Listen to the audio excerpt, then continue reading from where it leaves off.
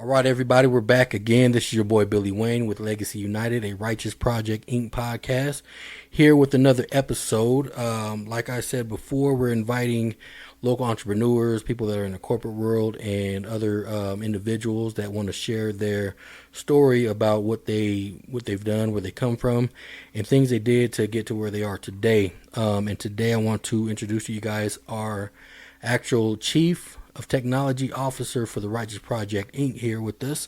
So I'm gonna pass it over to you, sir, and just go ahead and introduce yourself and what your occupation is. Yeah, Jacob Bruin, Chief Technology Officer for the Righteous Project, and then for my day job, I'm the lead software developer of a medical company. Nice. So I do programming stuff. Software development for web interfaces, for all kinds of not just web interfaces, mobile apps.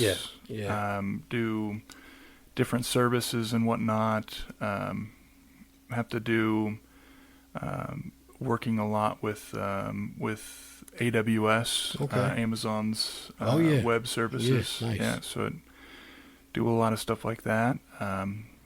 Database development, software development, deploying, all that type of stuff. Nice, awesome, man. Appreciate that.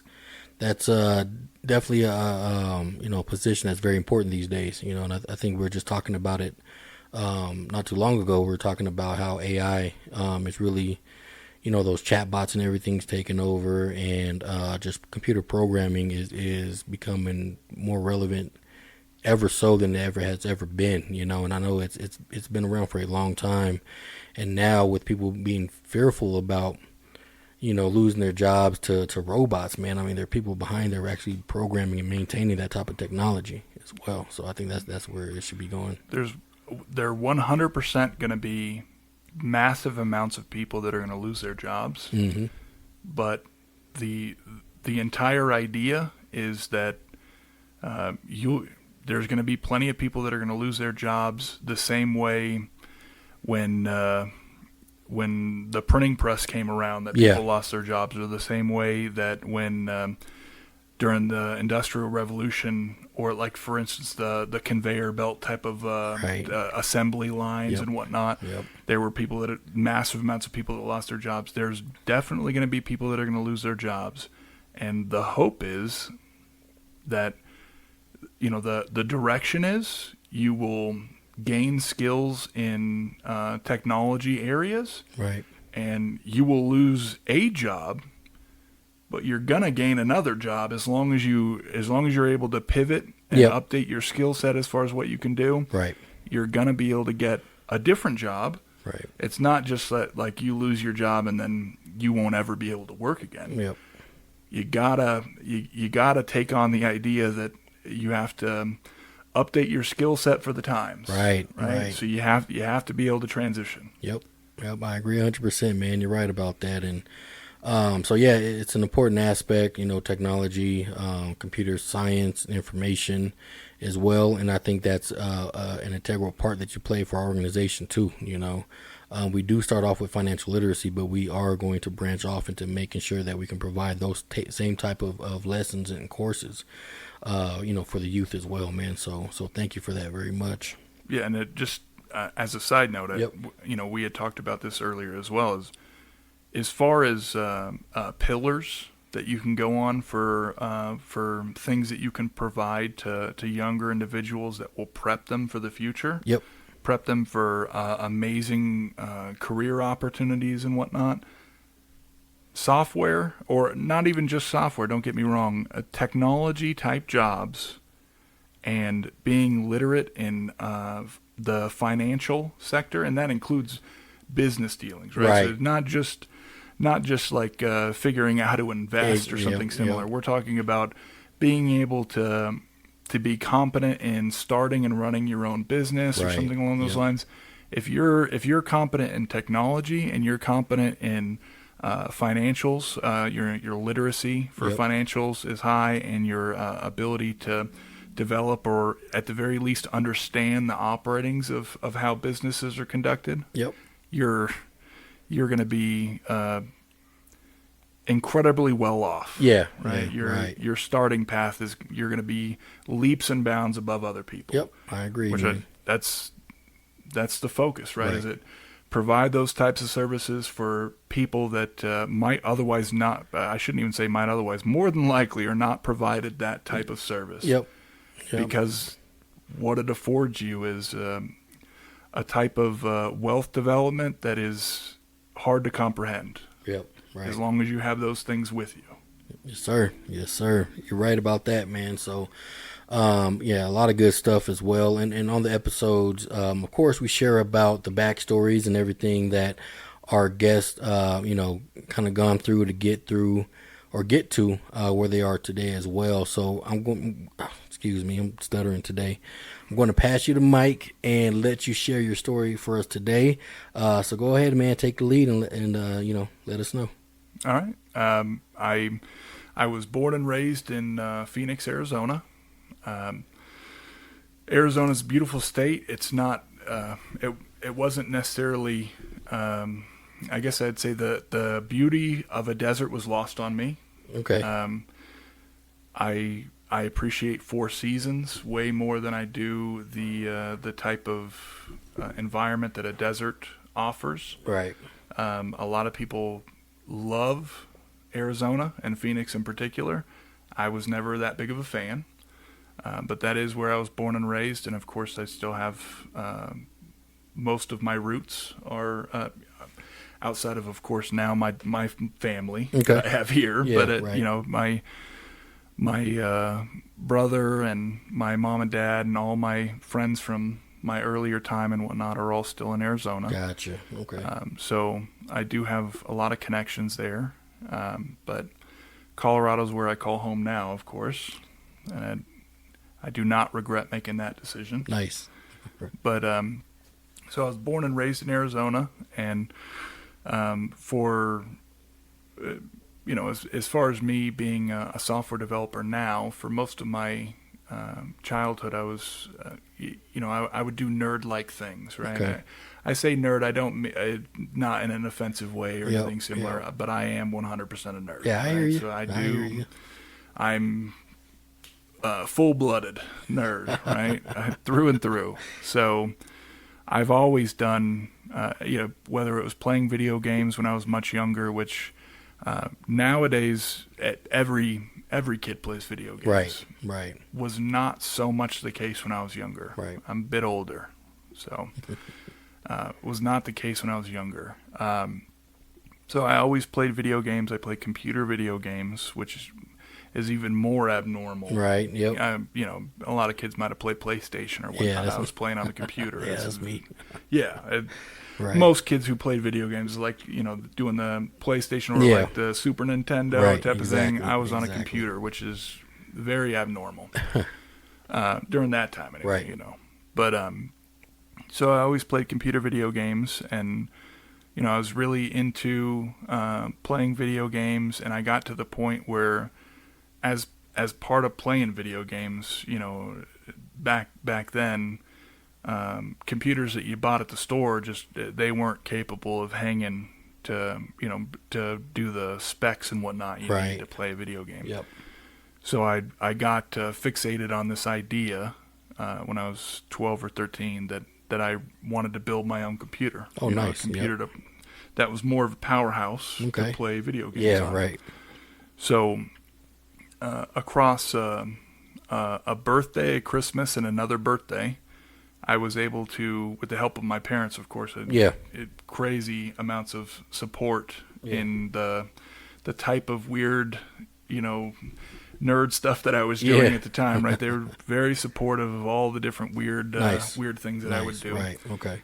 So they got me the parts over the course of those three things. They got me the parts to build a computer.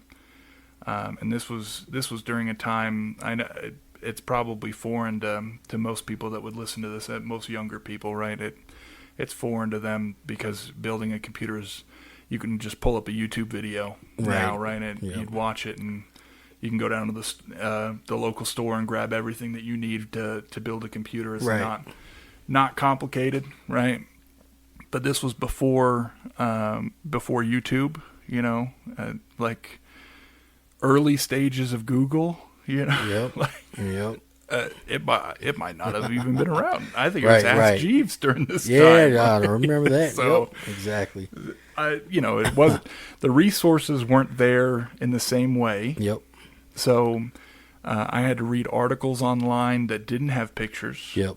To figure out how to build a computer. It was very difficult. The first one that I built was very difficult.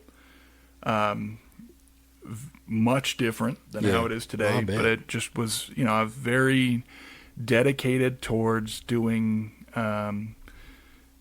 the technology stuff. Right. At a very early age. It just was something that was very interesting to me. Yep. Okay. And obviously it ended up helping a lot, given that that's just kind of the direction that our culture, our world as a whole is going. Yep. Being invested in technology. But I didn't view it like that at the time. Of course, it just was something that piqued my curiosity. Yep. So I got into building computers, and I built my first computer, and then several after that. And during this time, after that was like in 8th grade, so start going to high school and start playing sports. Before that, I did a lot of skateboarding, but I didn't really play sports. Okay. I just did skateboarding. Yeah. So started playing sports. I did football and track, and I did pretty good in both of those. Nice. A lot of that was just like genetics of being a big person. Yeah, right? for sure. So, Yep. of course, I was a perpetual lineman. You know what I mean? Yeah. And so wasn't exactly breaking any 40 records or anything, but I was a lineman. Yeah. Big guy. Right. So I did pretty good in football and track, but the whole time that I was doing sports, it was kind of like a double life where all of my friends, for the most part, were people that did sports. Yep. But in my personal time, would play video games and get on I don't know if you even remember these, like Ventrilo and TeamSpeak. Oh no, I don't remember that. So you play video games, Yeah. and of course the biggest one, World of Warcraft. Yep. I spent a large portion of time playing World of Warcraft and whatnot, and it's not exactly in the popular mainstay nowadays, but for nerds back when I was growing up, that was where it was at. I think these days it's more so, a lot more popularity around it these days. It's waned. It's waned. I'm not so many people nowadays. Okay. But okay. yeah, it was big, when I was playing. So I did a lot of that stuff, and still doing other things like modding things like modding Xboxes and Xbox 360s back in the day, and putting in new hard drives in them and doing all that type of stuff. Man, I always wanted to do that.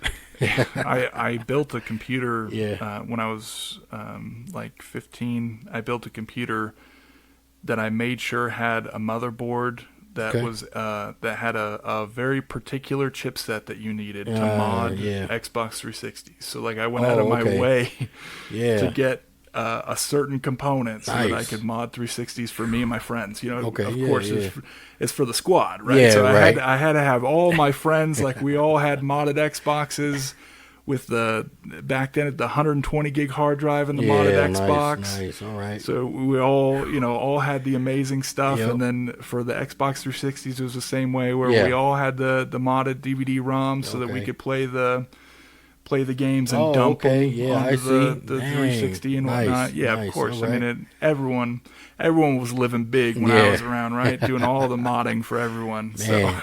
So, but and that's pretty deep into the nerd territory. Yeah, you know what I mean? right. I thought I had, I was a nerd as well, man. I mean, I'm into movies, and I used to play with electronics, build them back up and everything. Yeah. But man, I mean, you were deep in it, man. Well, deep you're in it. a nerd in a different way as Yeah. far as like getting into the audio engineering Yeah, and whatnot. yeah, right, It's just right. another category of nerd. You know what I mean? True. You were just deep into a different lane of nerd. Right, yeah, you're right. You're So right. I was always into like fiddling with things. I remember I installed the Mac operating system on a PC. Oh, you yeah, know, like yeah. did that type of thing, Yep. and using Linux, lots Right. of Linux stuff. Yep. Just nerd, very deep into one category of Yeah. nerd, but I went pretty deep into it. That's right? what's up, man. Yeah. Yeah. So I was always into that type of stuff while doing sports. Gotcha. Right. So I do lots of sports. Did real good in sports. Did terrible in school. Okay. Like Same here. C- average, bad. D's aren't considered passing in college. No, ladies no, and right. gentlemen. Exactly right. Just so you're aware, high school lets you pass with D's. Yep. You do not Yep. pass Yeah. in Exactly. college with Yeah, D's. That was me. That was me too. So I hear you. So, I never found school to be that interesting to me. So I never put much time or energy Okay. toward it. Yep. And we'll talk about that side of things later. But I would say that was definitely at my my peril to take that type of line of thinking. Gotcha. Not to say Gotcha. that you would have been able to convince me otherwise, because I guarantee you my parents tried their absolute hardest Yeah. to convince me Right. that what I was doing was not right, Yep. and that did not work. I Yeah. thought I knew everything, Right. So, Yep. but it's just the truth of the matter. I didn't put too much time or energy towards school, and that followed me later on. But Right. I just was mostly engrossed in messing with computers and building stuff, breaking it down, messing with different software, all that type of stuff. Gotcha. And like I said, it did help, but the school part was definitely not a shining moment. Right. Doing so bad in school. Yeah, I can relate. Yeah. Honestly, there's a lot of people that I've talked to that Right. have feel the same yeah, way. Yep. similar, Yep. which is that's the hardest part about it, is that just about everyone that didn't put in their full effort into Yeah. school is going to tell you, "Whew, probably shouldn't have done that." Yeah, I know. Everyone right. feels the same way, but somehow it just keeps happening. Yep. Right. Yep. It's wild. Every It new is. generation, it just keeps happening. But every one of them grows up and is just like, Yep. "Ooh, maybe I should have Yep. Yep. put a little bit more energy into Right. that." No, I They agree. don't even ask for that much. Let's be Right. honest. They really, Man, they really looking don't. back on it, my kids right now, what they're complaining about for school and the work, and me Yeah. looking back at it, man, even, just like you're saying, passing with D's and everything, I could have done a lot better. Yeah. It's just the choosing of not to do it. Yeah. That's really the difference. Just about everyone that I talked to, it wasn't that they couldn't have got things if they wanted to. Right. It just you just didn't. You literally put in the bare minimum Right. amount of effort that you can put in. Yep. Yeah, And exactly. I'm lucky that my kids for whatever reason, and I honestly couldn't tell you what switched on with them that just made them like, I want to do this. I wish I knew, Mm-hmm. because then I would just say I'd get everyone to switch that on, I right? know, I right. wish I knew what it was, but for whatever reason, they just know that they're gonna put in their full. Yeah. Yeah. Right. You don't even I'll be honest. You don't even have to put in your full. right. Yeah. You're talking. You could put in 60% and get Right, an A. exactly, Like you don't exactly. have. You don't have to go crazy. Really, honestly, you just have to do the work and that's it. Yeah. It doesn't always have to be 100% correct. No, and a lot of teachers are that way, which is a very good line of thinking. In that, Yeah. like, if you put in effort, Right. then I'm willing to accept that, even if you don't necessarily get everything right and whatnot. The fact that you tried Right.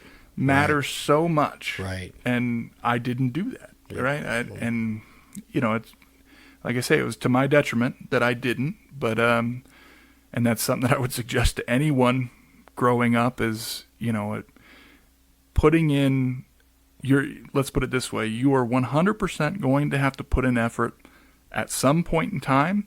And the question is, do you want to put in a static, steady amount of effort, or later on in life, do you want to have to put in a ridiculously large amount of effort to be able to get back to the same place that other people put in a relatively small amount of effort over time? Yep. It's up to you, because I had to do the other one, right? Same, but you have the option where you can put in just 50% effort over 10 years. Yep.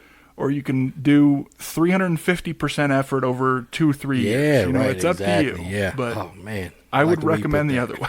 Right. I would. Right. But in high school and not putting in almost any effort, I was good at sports. Yeah. And I did have scholarship offers.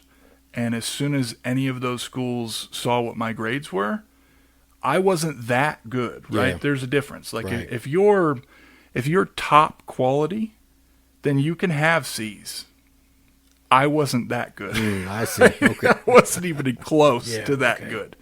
So I ended up going to a community college on a scholarship, which is, I don't even know if you can call that, you wouldn't even put that in the same category, right? So Yeah, it's still a step further than some people, but 100%. I hear you. I hear you. There was kids that were at my school that Yeah. went to like D2 schools or Right, whatnot right. on scholarships. Yeah. And I wouldn't say that our ability was any different, Yeah. right? But they put in a good deal more effort into making sure that the academic side was taken care of, so they got to go to better places. Yeah. And that this was one of the first wake-up calls that consequences actually do have, or rather actions do have consequences, right? So you do.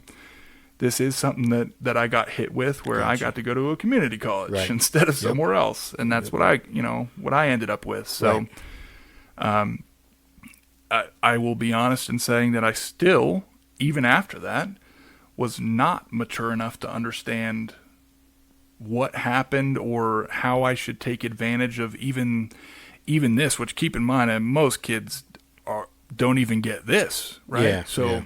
The fact that I absolutely blew up that opportunity, which I'll describe, but is mind blowing, because you're like, if I had any sense of how lucky I was to even be in that position, I would have taken 100% advantage of it. And instead, I again, just not mature enough. I thought I knew everything and that everyone else was wrong.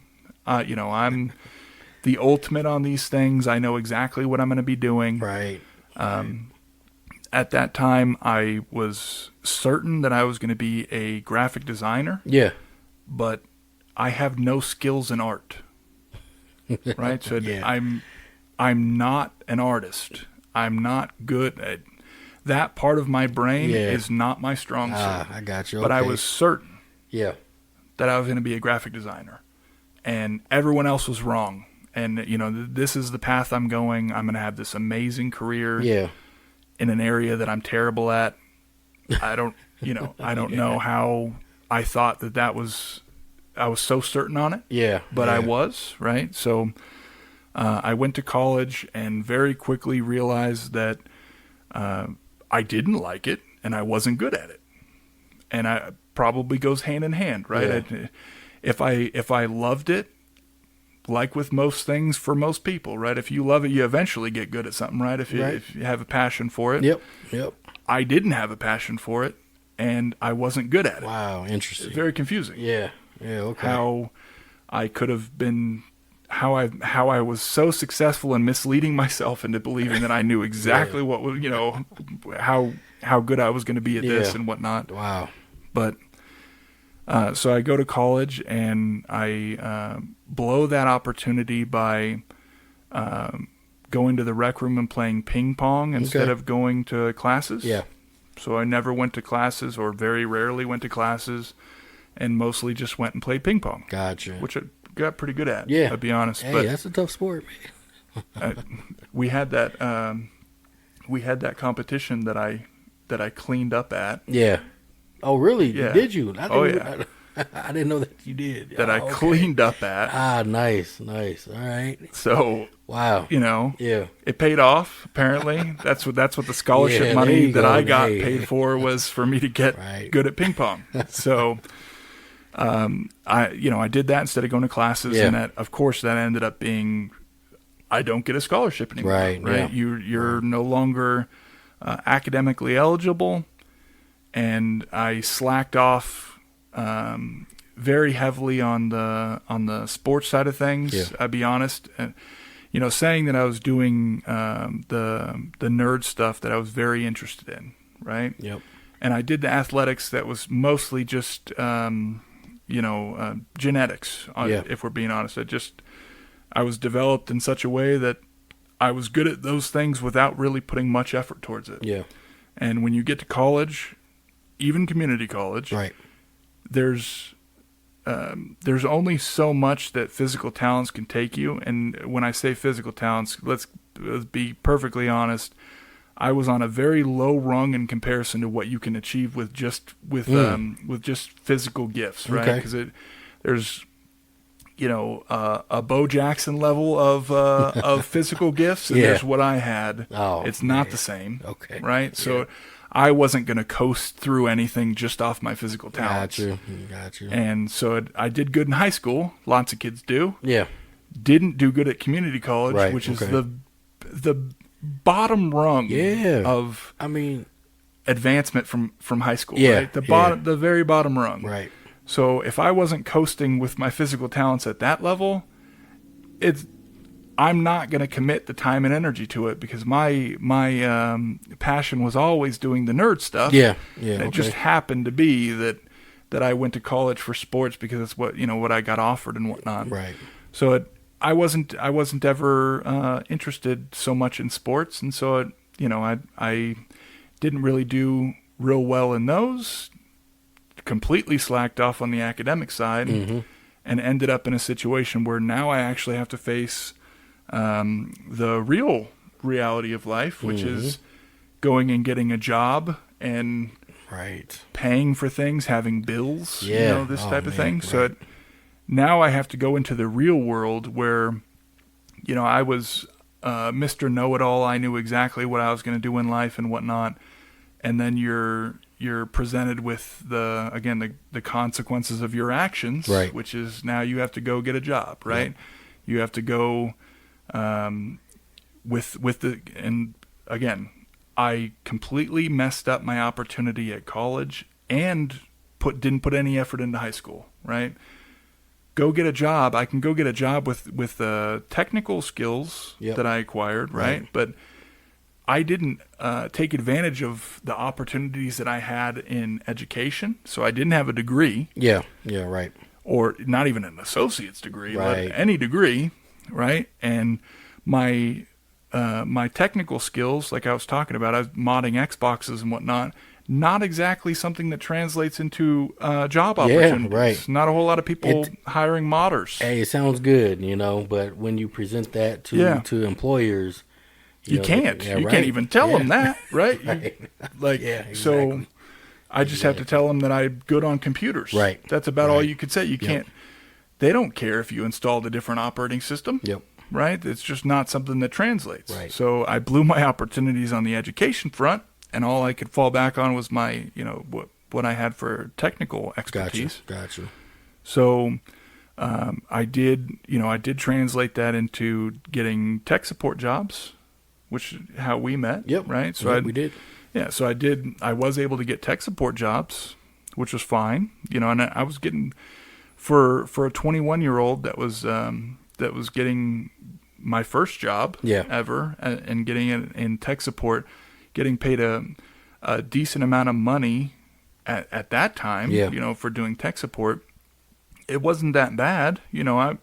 I lived with roommates and whatnot, and it wasn't as if it was terrible, but tech support is not, when you're talking about being really into nerd stuff and whatnot, and being very passionate about it, tech support's not not where you want to necessarily be, right? That's customer service industry right there. And there's absolutely nothing wrong with that. I've worked with plenty of people that were very passionate about helping people, which is even with quote unquote technical support. The emphasis is on helping people, right, and not so much having an extremely in-depth knowledge on technology. Right. It helps, but the focus is on helping people. And it's not that I had a problem with helping people, but my passion was the technical side. It conflicts when the primary job responsibility is helping people. I really wanted to help people and get into crazy in-depth things, and that's just not what what those jobs are for. So, in working in that industry, I quickly realized that this wasn't what I wanted to do as a long-term career. And I didn't want to do a situation where I go into like supervisory type of roles and whatnot. Right. And again, absolutely nothing wrong with anyone that decides to do that type of thing. It just, I did know, and I was lucky in this, I did know what my passion was. Right. Very early on, right? When I was a kid, I knew what my passion was, but I didn't necessarily know how to transition into it. And I was definitely too immature when I was younger to capitalize on the opportunities that I was given to properly get into a technology-based role, right? But in working in tech support for a couple of years, I decided around the time that I also decided to leave Arizona, it was something like a stage where I was trying to figure out who I was as a person, try to solidify who I was as a person and what meant most to me, what I wanted to do with my life, this type of thing. And I realized at that time that in Arizona, the desert environment and the lack of seasons, the lack of perspective of time changing, of time passing rather. It meant a lot to me to get to somewhere where there was seasons and where I can see the passage of time expressed in the changing of seasons and whatnot. It just meant it meant a whole lot to me, and I recognized that and decided I was going to make a change. I was going to move, and I was going to move to Colorado, where plenty of season changing, right? Yep, of course. So I moved to Colorado, and around that same time, which is shortly after moving, is when we met. Okay. It probably only maybe 6 months after. Dang, really? Yeah. That soon, huh? I didn't realize that. Quick. All right. Yeah. So I met Billy. He was originally my supervisor. Right. Yep. So it's a good times, man. Interesting stories from there too. Very interesting stories, yeah. But so I met Billy working at doing tech support. Yep. I had worked a couple of different tech support jobs at this point because it was something that I was good at. Probably still would be good at it, but it just didn't take advantage of the passion that I had for doing technology stuff to the degree that I wanted. Right. So I decided at that time, shortly after moving to Colorado and whatnot, in kind of, like I say, figuring out myself, I decided that what I really wanted to do was get a job in the technology or technical field, and something that had always piqued my curiosity but seemed a bit far out of reach or a bit difficult to get into was software development. Right. And so I decided at that time that, like when I was around 24, 25, that I was going to start teaching myself how to write code, how to develop software and whatnot. And Billy was around for the very early stages of that. Yeah. I had tried to do a couple of coding things and whatnot for the company that I was working for that didn't end up panning out too well. Yeah, that was wild. Yeah, but a lot of this is I decided to start teaching myself how to program, and that is a very difficult thing to do, to teach yourself how to program. I understand that for many people, it's difficult. Right. I feel like there was definitely much better paths I could have taken to have gotten to that, to learn programming. Of course. I don't imagine that I took the best paths, but ultimately it was something that I was very committed towards, was that I wanted to teach myself how to program. Yep. So I spent, I don't know, 2.5 years Okay. teaching myself how to program, which is a very long time. Yeah, it is. But during that time, I try to do, several personal projects and Right. whatnot outside of work. Okay. I also did tried to do some development stuff for the company I was working for. Keep Yeah. in mind, unpaid. Right. And yeah. I was not in that role. Right. And no one asked me to do Yeah. it. I was going out of my way to develop stuff for a company for two different companies Yeah. where they did not want me to be doing that. Yeah, that's a whole different, another story, man. Which is crazy. It's pretty baffling, actually. But Yeah. yeah, You were only around for one, I was around one for of one. those, Yep. but yeah, Yep.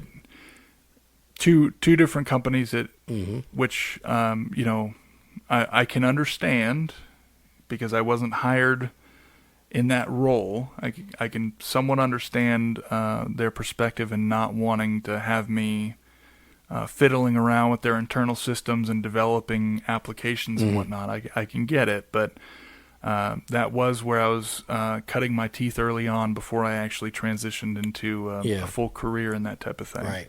Okay.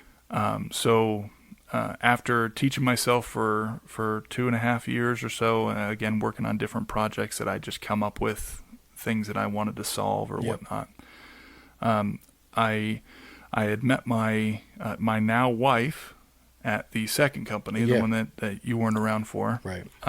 And at that company, I had in talking with my wife, she recognized that I was extremely passionate.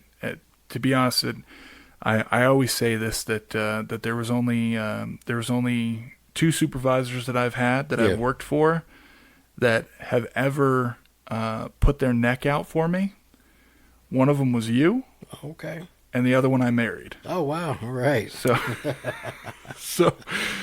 yeah, you didn't fall into the category of someone that I wanted to marry, but it's okay. But dodged the bullet there, man.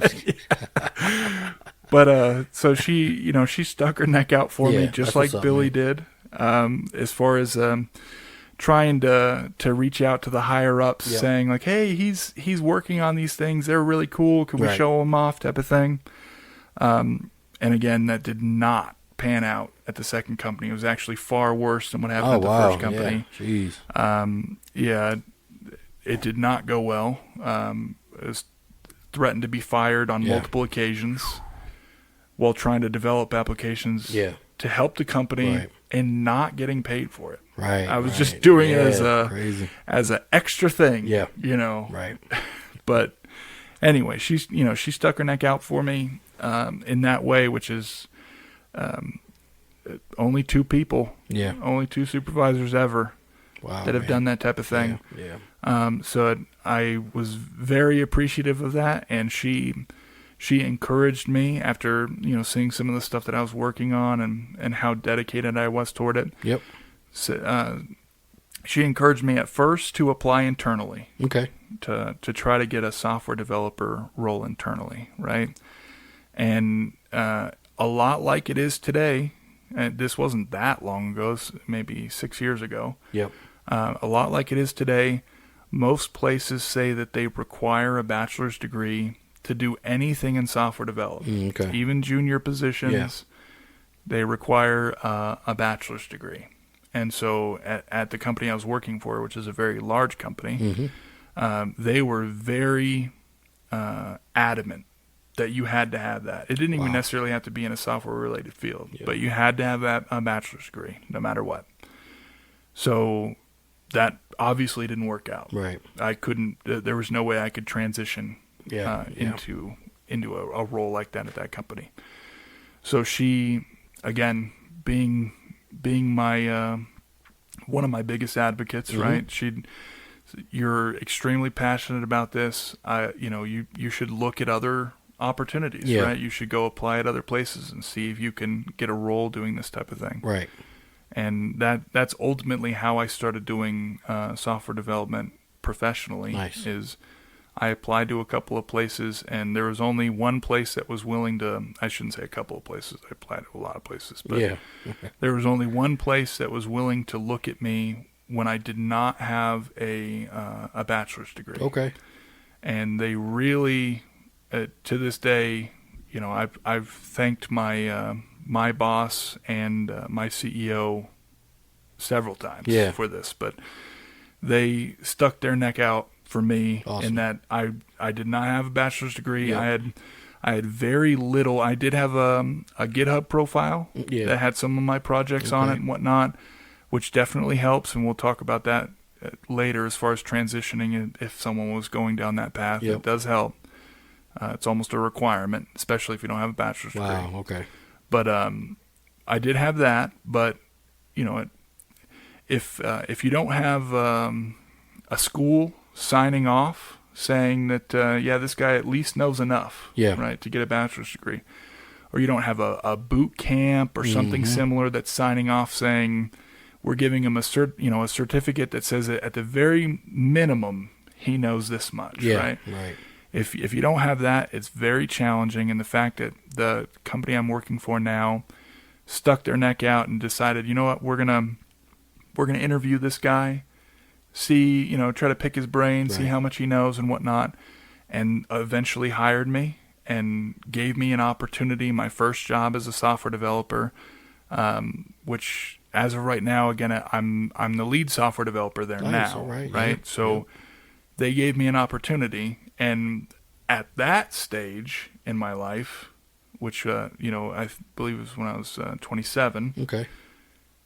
I was actually mature enough to understand the gravity of what I was afforded. Yeah. Yeah. For sure. Okay. The opportunity, right? So the fact that I had to deal with the real life consequences of other people Yep. being upset with me doing software development and whatnot.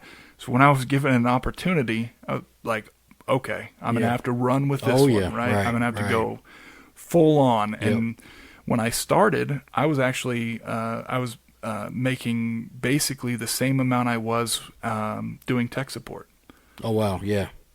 like Yep. almost mirror image, Okay. right? So it wasn't exactly like I had transitioned into this Mm-hmm. amazing role where I'm getting paid way more and all these types of things. Right. It's not the case. I was Right. getting paid. I could have just kept working as a tech support, and Yeah. I'll be honest in saying it was way less work. Yeah. Doing right. tech support Yeah. compared to what I had to do for software development. Right, It was way for less sure. work. Yep. But when I got to transition into doing software development and being so passionate about it, even to this day with the company that I'm working for, Yeah. I get to do so many fun things that there are times where it's very stressful, right? Yep. Where I have to do a lot of put a lot of time and energy in, but so much of the job is doesn't feel like a job Right. Right. because I Okay. get to do so much fun things that I'm already passionate about, Yep. that it's almost not like doing a job or Yeah. work, right? Gotcha. It's just stuff that I love. Yep. Good, man. So- Good. You had more passion in what you were doing, Oh, for yeah. sure. So So much more. yeah, that's good. That's good, man. No, that's I mean, a lot of good lessons in there for sure. Like you were talking about early on in the early college days, and I think a lot of people go through that mindset. I went through it as well. I went for audio engineering when I was 19 or 20 and didn't put in all my effort, and I dropped out because I thought we already had our record label going and taking off and everything, and just didn't go that way. And having to reestablish a new mindset, it was challenging, challenging for sure. So some good stuff in there, man, and I appreciate you sharing that for sure. So I got a couple questions for you real quick.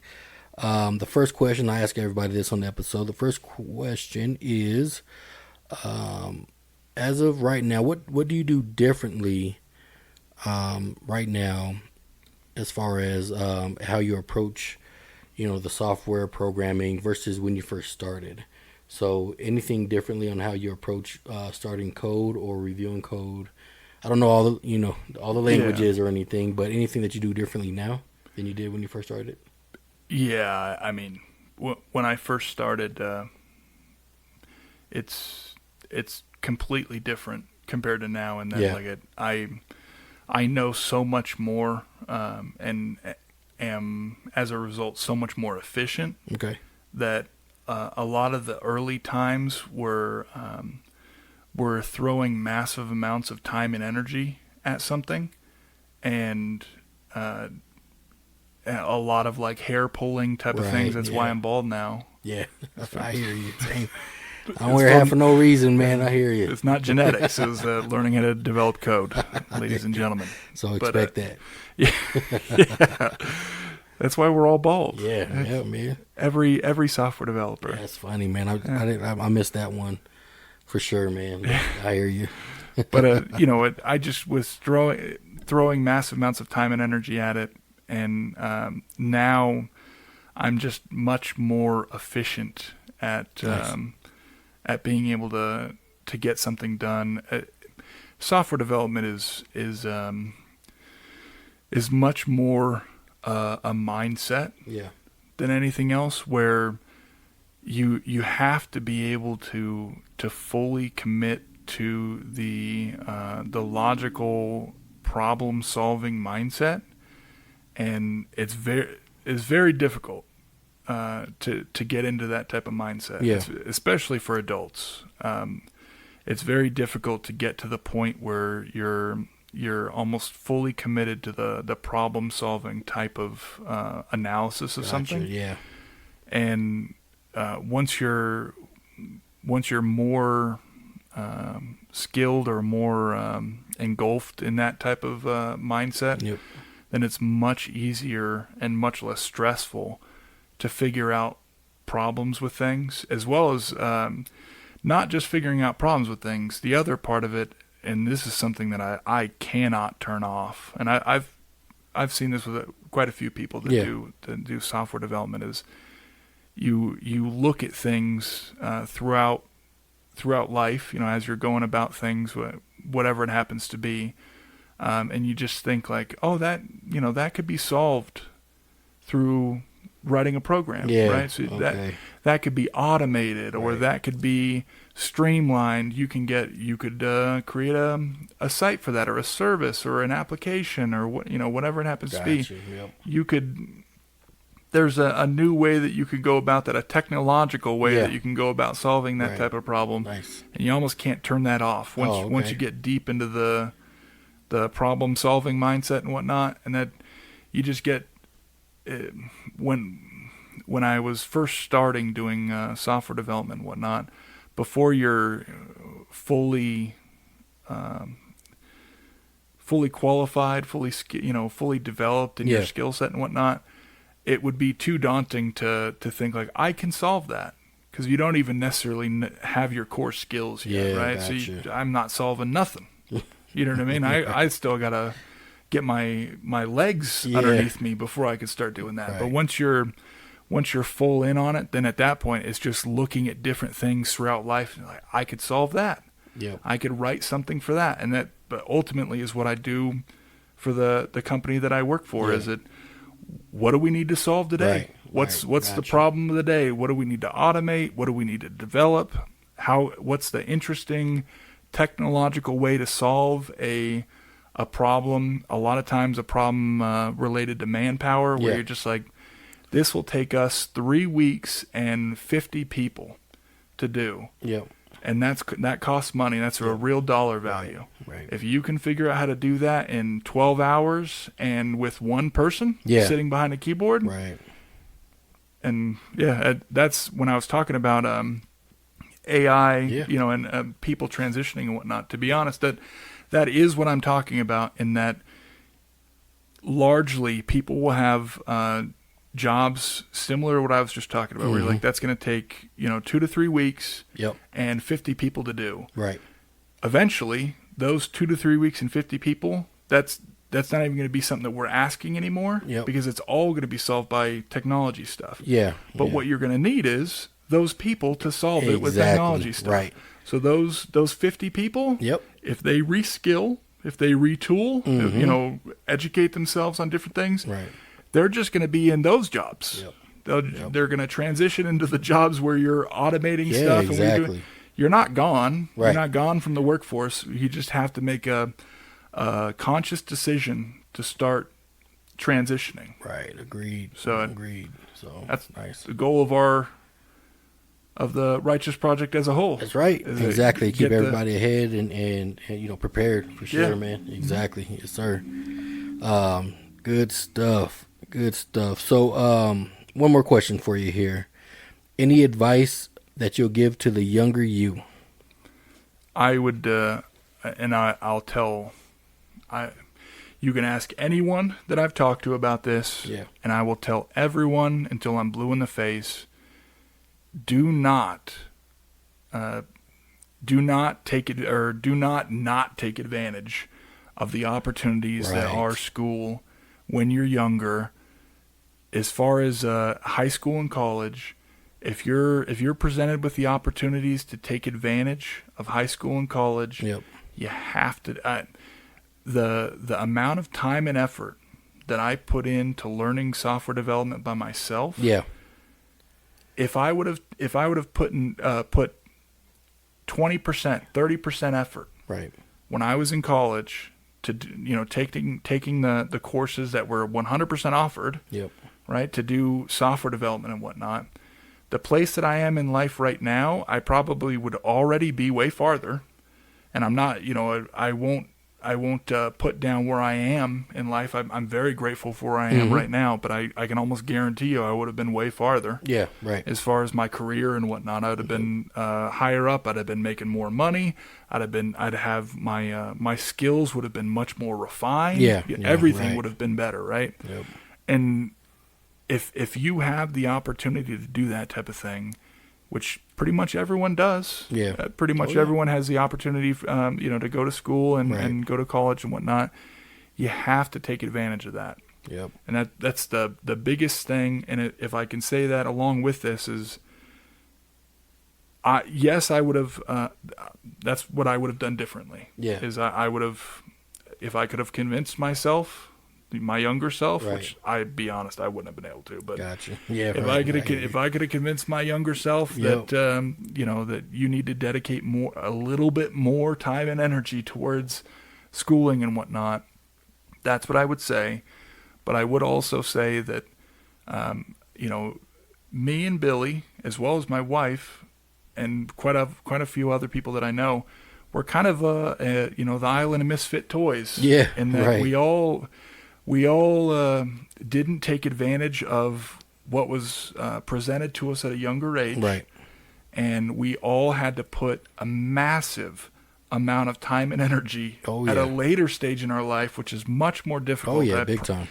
Once you get to the point where you're like, I have a family and I have responsibilities. I have bills to pay. All of a sudden, that 4 or 5 hours a day that you would have committed when you were younger, gone. You can't find it. Where's the 4 or 5 hours? I don't have it. So, but I promise you that we figured it out. We did. And anyone that has gone past their the normal college age and whatnot, you 100% can still get into, whether it's business, business development and whatnot, going down that path, which is your path, right? It is. My wife's path was going to school for biology Yep. and chemistry Nice, and yeah. biochemistry, Yep. as it's often called. Okay. But she went to school for that type of thing and is Yep. now working in that field, right? Nice. Yeah. And for her side, it for the thing that she was passionate about, which she found later Yep. in life, but for the thing she was passionate about, she had to go to school. There wasn't really an opportunity. Yeah. Right. You can't Just you can't have a lab in your basement and get. I guess technically you can. Certain people do. Yeah, But, yeah. but you can, you can't I know what gain you the type of experience that you need to get a job Yep. doing biochemistry oh yeah. without going to school. Exactly. But you can with software development, which is one of the most amazing parts about Mm-hmm. it is it has changed a little bit nowadays to Right. where you can get jobs more easily without having a bachelor's degree. Mm-hmm. And so you can make a little bit later in life renaissance happen Yep. with software development. But you don't have. It's not just software development. Like I say, my wife's a perfect example Yeah. where she went back to school and got her degree and is now working in that field and is a little bit older than me. Yep. And the fact that that all of that didn't coalesce until much later, it's not something that now you're just shut off. You didn't take advantage of college, like I didn't take advantage of it. You didn't take advantage of it, so now you're just stuck in a terrible career path or Yeah. whatnot. Right. Yep. I know that we're focusing on educating the youth and what have you, but we are also, all three of us, Yep.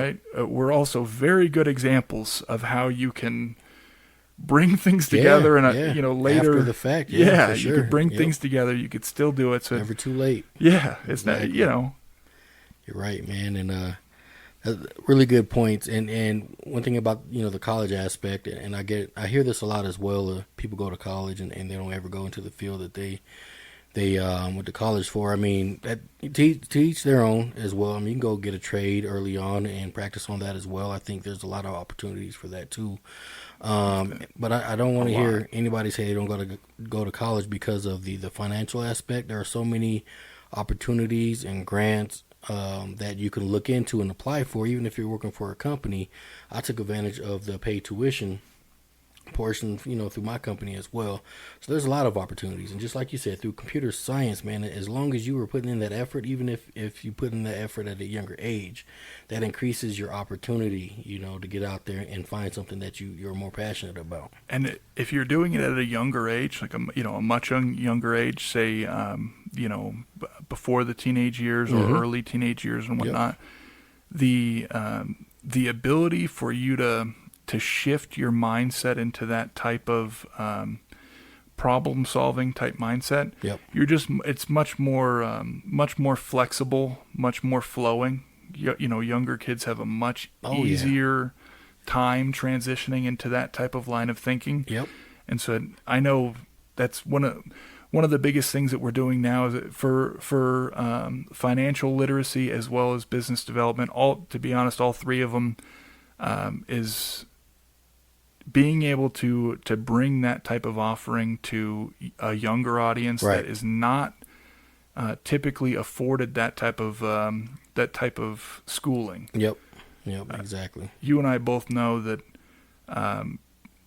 there are some schools in Colorado, but I would imagine this is in every state. Mm-hmm. There are some schools, typically in more affluent neighborhoods, where they have a robust offering of financial literacy, business development, software, and electrical engineering. Right. They have a wealth of different classes that kids are afforded the opportunity to take and whatnot.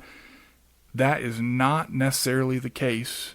As an example, even for me, when I was in high school, the high school that I went to was not an affluent high school by any means, and we had keyboarding class. Yeah. Right. There was other high schools that were in Arizona and whatnot, like in Scottsdale or what have you. They did have programming classes. Right. I got typing. Yeah. Right. So Yep. this is the type of thing that we're trying to bridge the gap on, is Exactly. that there's not the future and what will best prepare you for a very successful career path is not necessarily being offered in lower income areas. Right. Yep. And I would say that that's probably one of the biggest things that's stunting people's development in those areas where you're like, okay, I'm in a low income area. I'm willing to put in the time and effort. Imagine if you're in a low income area and you are one of the kids who actually is mature enough to take advantage of your opportunities, right? Yeah. So you are committing really hard to school, only to find out that your classes are from the 1980s. Yeah, exactly. And the other kids' classes, 10 miles over is for modern the future. Day. Yeah, exactly. Right? The future, yeah. Right. Yep. And you're like, okay, so I've put all this time and energy into it, only to have been completely hamstrung. Oh, yeah. It's still playing catch up. You're behind still. Yeah, 100% behind, but you did everything right. Right. I didn't, right? I did not do everything right. And that's on me. But for the kids where they're actually trying, it is mind-blowing to think that like you're trying your absolute hardest, and what we give you is what would have been great for the 1990s job market. Yeah, there you go, right? That's what you pop out of high school with after getting an A in all your classes and whatnot. You got typing. Right. That's what you get. Data entry. Yep. That's it's an absolute shame. And it's not. I talk about the technology stuff because that is what I'm into, but it's exactly the same with financial literacy, where financial literacy is actually taught at affluent places, affluent schools and whatnot. Yeah, for sure. They actually teach them about financial education. Yeah, exactly. They're not teaching that to people that are, I'd say, even middle class and below. Yeah, right? Exactly. Yeah. Even just middle class and below. They're not teaching that type of thing to people, and that ends up putting you in a spot where, as you mature into adulthood and whatnot, you literally were not given the tools to succeed. Yep. Even if you busted your butt, you still aren't given the tools to succeed, and that's mind-blowing. So that's what we're ultimately trying to do is to bring those tools back, and hopefully, fingers crossed that schools eventually get to the point where they're giving those offerings to fairly across the economic spectrum. Yep. Hopefully that's the case, but we're more or less in a position where we have to, because they're not. Yeah, exactly. No, you're right, man. And you said it better than I could ever have said it. Definitely a lot of details and the reasons behind that we're establishing the nonprofit organization as well. So, but yeah, that's what it's about, man. Just trying to put everybody on the even scale to make more communities more successful. So that's definitely it, man. So that's the episode for the day. I really appreciate you sharing your story, man. A lot of insight, a lot of stuff that I can relate to, and I'm pretty sure a lot of stuff that others can relate to as well. And that's really what it's all about. So if you guys like the episode, subscribe, share, what you like most about it.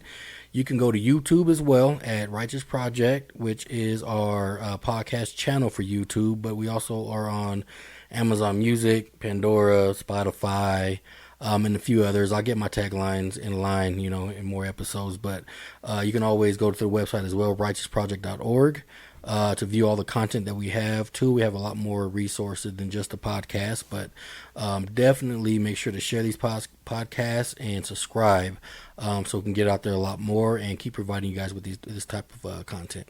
All right. And if real quick, I apologize. I did want to say, and I know that this is something that we have done, in reaching out with other organizations, right? I did want to say that both me and Billy have tried actively, where if there's any other organizations that need assistance with technology stuff, but also I know that you've done a whole lot in assisting people with the business side as well as the financial side. Yep. We're both lifelines for that type of thing, and it's not something where we're looking to profit off of this type of help or whatnot. Yep. I have gone out of my way, not just through the Righteous Project, but I've gone out of my way to try to reach out to people where if they need help, even as something as basic as there's a business that I go to and I realize they don't have a website. Yep. And I just say, like, hey, it's extremely easy to set up a website and I can help you. And I'm not going to charge you. Right. I'm just going to help you as far as setting up the website and whatnot. It's just a means of trying to, try to bridge the gap and help people out and whatnot. And That's I know it. you've gone out of your way to do the exact same thing. Man, for sure. I'm willing to go out of my way to do the exact same thing. If there's anyone that needs help as far as setting up infrastructure for, apps, for websites, for this type of thing, I'm more than willing to put in time and effort to help people. I know for a fact Billy is more than willing to put his time and effort into it. He's gone way out of his way. So I did just want to say that, just so everyone's aware that we're actively trying to help people in this way, and it's not in an attempt to profit and this type of thing.